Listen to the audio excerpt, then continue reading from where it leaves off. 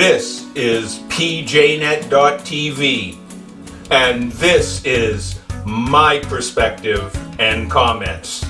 In this video segment of My Perspective and Comments, we cover politics, society here and abroad, and the events of the day that are shaping our nation. PJNET.TV, My Perspective and Comment, coming to you with a worldview, one nation under God. Hello and welcome to My Perspective and Comments. And yes, once again, COVID-19, the Wuhan virus, the China virus, and the updates that we now see taking place here in the States. The CDC has come out now last week and has said that anyone that is fully vaccinated can go indoors and outdoors without a mask. So we see that playing out.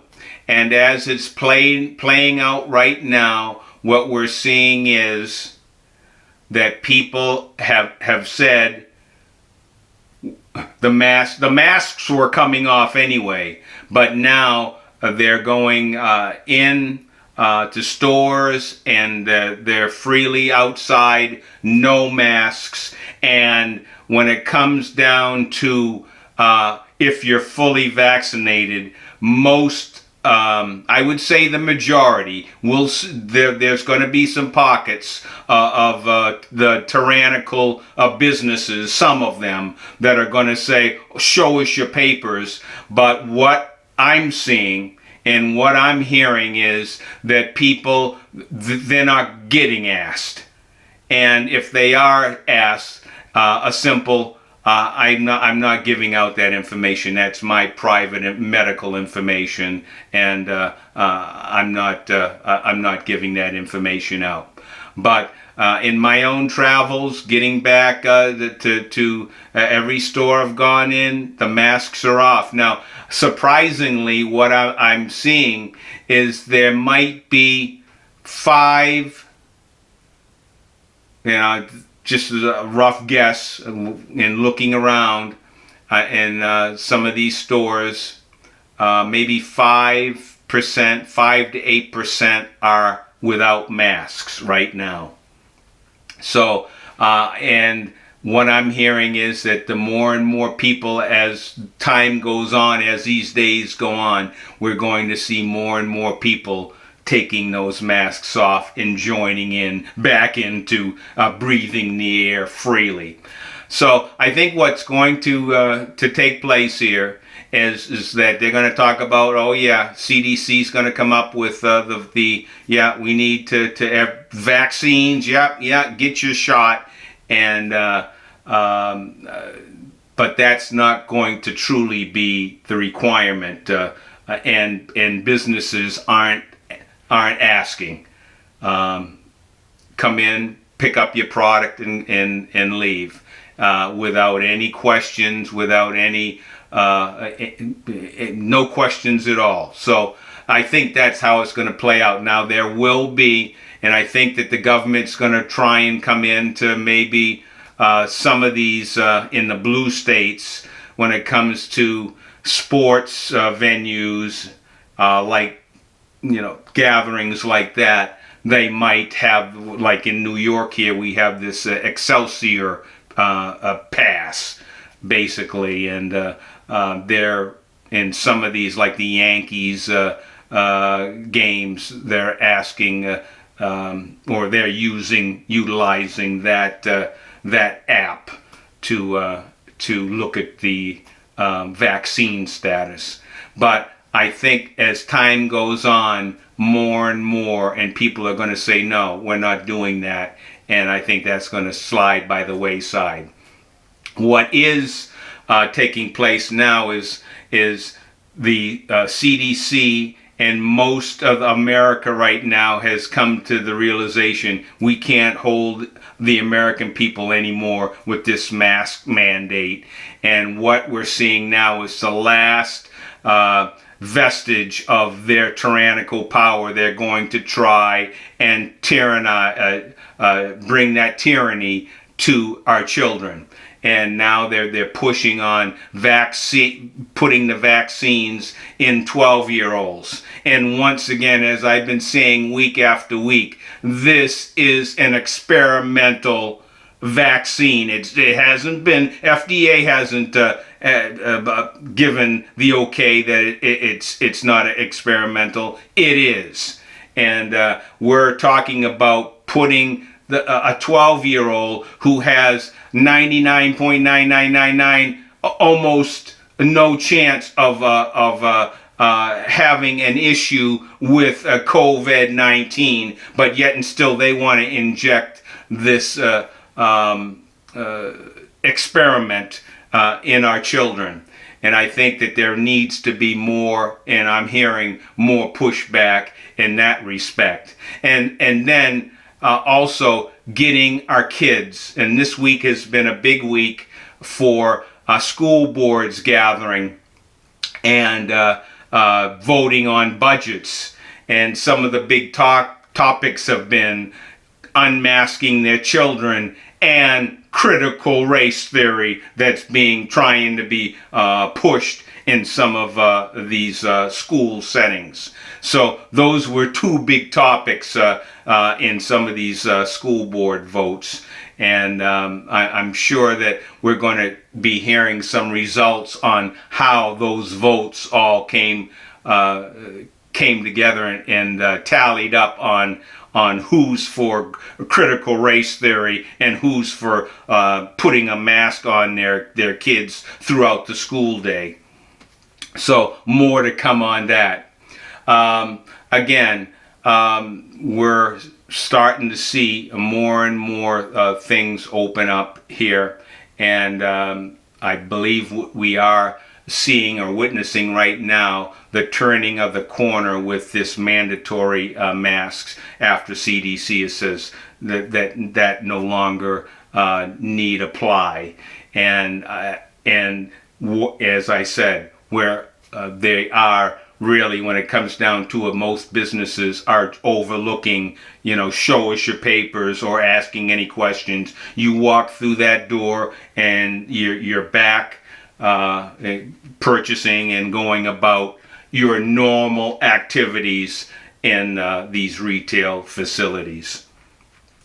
So again, Biden's still talking about July, that 4th of July might be normal, but anything, when Joe talks about normal, well, if you've watched Joe Biden in his interactions with the public and his slipping away for a hideaway a lot through these weeks, nothing's normal when it comes to Joe Biden. I'd like to talk a bit about, and again, it doesn't go away, Governor Andy Cuomo still facing the heat. In fact, there are more pressure and more things coming out regarding and testimony by the women that have come forth and accused Andy Cuomo of sexual harassment.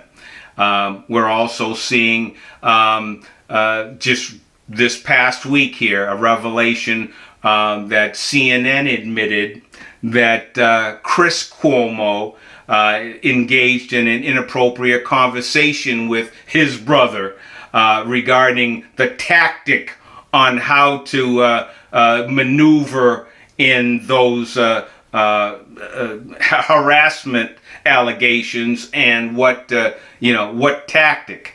And it appears that Andy followed his brother's advice and basically slandering the women that brought the accusation and really coming back aggressively against them regarding and calling them untruthful and not telling the truth about the situation. So we see Andy and his brother having conversations on how to push back on these allegations.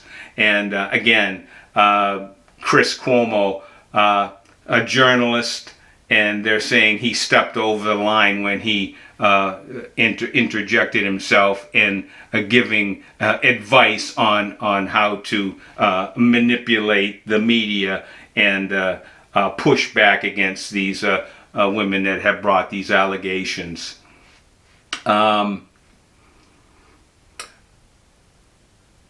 Let's talk about the economy and Joe Biden and what we are seeing in America with regards to our inflation, our growing concerns with gas, food, and building supplies, all going skyrocketing to levels that we haven't seen in decades, and everything is costing more because already not even 2 months in, and we're already seeing the result of Joe Biden's presidency. He's also, with inflation, we're also seeing jobs. Companies are begging for workers to come back and get back to work for their companies. And nobody's showing up. And we all know what the answer is regarding that, is that the Biden policy has put so much money not to work, all these incentives to not go out and find a job, and that's the result. Now you'll hear Biden say, no, that's not it. That's not true.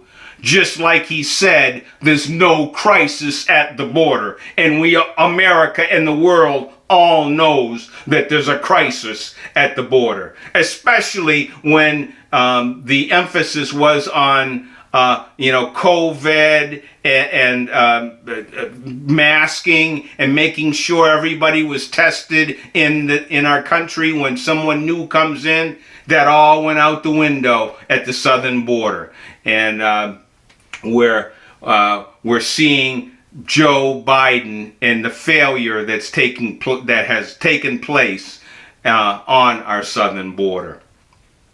We're also seeing Joe Biden basically quiet when it comes to calling out Iran and their propping up these terrorist groups like Hamas. And I guarantee you, if President Trump was in office right now, Iran would be on notice of supporting terrorists and those rockets that are being launched and sent over. Guess where the money came from for those missiles that were being fired from Hamas strongholds? We know Iran was a big contributor to that fact. Now we've seen over this last Thursday night, I believe, that there is Israeli and Hamas have agreed on a ceasefire, and it's followed. It comes after about 11 days of this fighting that's been taken place. Now, a statement from the Prime Minister's office, touched on this ceasefire. But one important point in that statement, he said that when it comes to political leadership, the emphasis is on what is taking place on the ground. So if Hamas tries some more firing missiles, or they see some encroachment. They see maybe Israel sees tunnels maybe being reconstructed, or there are some tunnels out there that have been left untouched.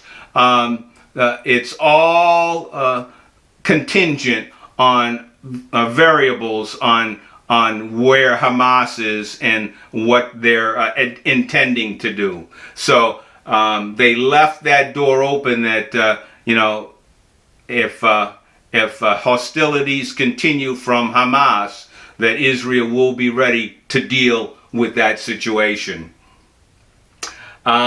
Let's talk a bit about the Supreme Court. Some things have been going on here this past couple weeks. And the first one I want to talk about is the Supreme Court rules on warrantless gun confiscations, that it is unconstitutional, and a 9-0 vote ruling that was unconstitutional. And Justice Clarence Thomas wrote the unanimous opinion for that opinion. The Supreme Court's decision also this week to take up the case there in Mississippi, and that case is that at 15 weeks there is an abortion ban. At 15 weeks, Mississippi has that bill to ban that, and it is at the Supreme Court. Now, the implications to that, and that what they've been saying throughout this week is the implications is there for the possibility to overturn Roe. So we're seeing. We've heard a lot about President Trump getting picks to the Supreme Court, and I think we're starting to see some evidence that the Supreme Court might not be left-leaning as maybe they have been before, but we might see a court that's going to rule on some of these pivotal cases in our favor.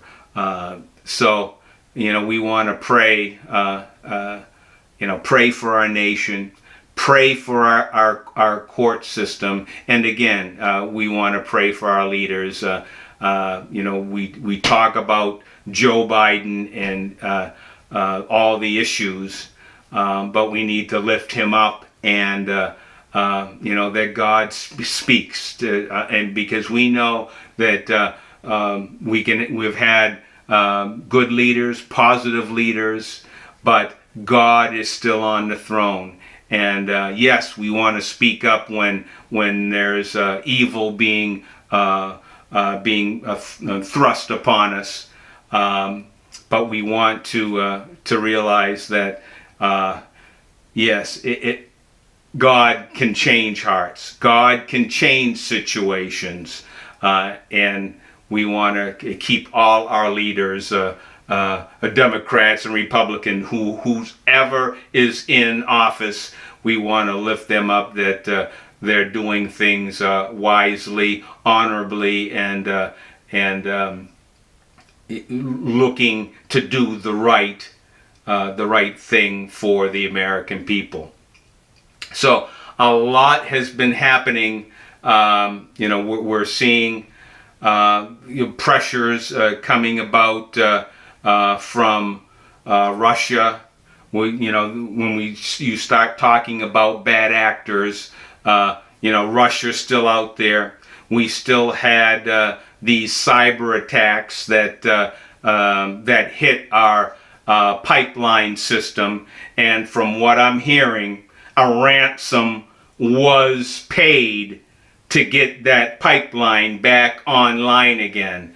So that also brings up, wait a minute, we paid a ransom. And I think you're not hearing any more of that. It's all gone now. But there should be some a second, third, and fourth look at, is this what we want to do as Americans, to be held hostage in those cases? And if I'm not mistaken, what I heard was it 5 million, I think? And who knows when it comes to disclosing what the cash payout would be. I'm sure that there might be a lot more that might have been paid to secure getting that pipeline back online. But here again, it shows the vulnerability that the United States is at right now. And when you hear Biden and these Green New Dealers, AOC, and Bernie Sanders, and that squad, and many of the ones that are in the left there that want to push all this stuff, what do they think's going to happen? Just because you're grabbing your energy off the grid or from these windmills, or solar panels, or excuse me, let me get it right, the wind turbines, that's electrical generation, but the same technology to shut down a pipeline is the same technology, a virus to shut down the grid. And if you've all lived through a power outage that lasted several days, you know what the implications are to a nation when that outage, that type of an outage, takes place. So we have a lot going on and a lot to research. We're still seeing audits being taken place in Arizona. And I believe that there's 3 or 4 other states that have that are looking at the Dominion machines, going through the ballot check and in the integrity to this last election. And preliminary reports are that they have been finding some irregularities along the lines of the vote that took place. So this is all playing out. It's after the fact. You got the guy in office right now, but the important thing is that we get to the bottom of how much fraud took place, and not to let this widespread fraud take place again in future elections. And I think going through this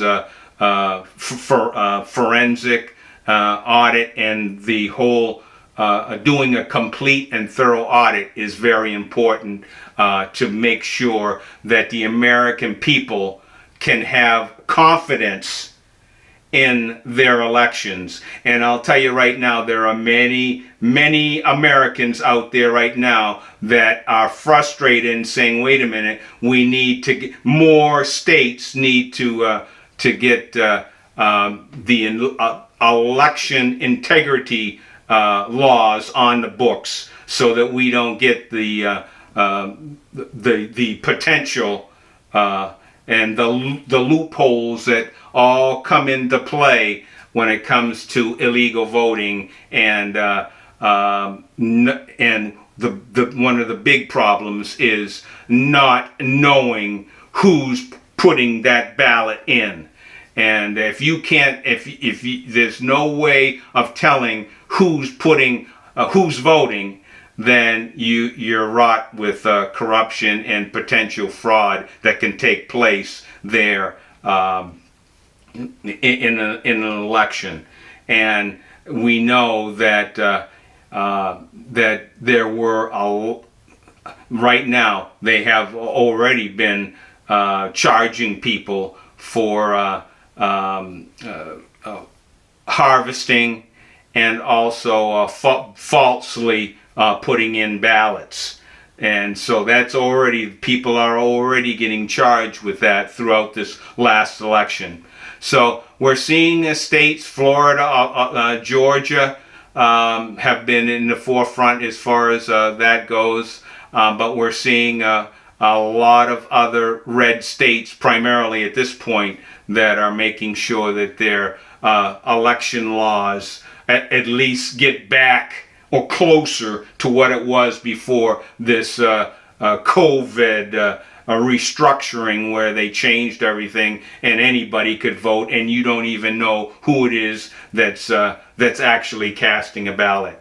So we're going to see more of that. I think this is going to be, definitely there's going to be a lot of activity leading up to the 2022 election that will be coming out. So probably over the next year you're going to see a lot of legislation to firm up having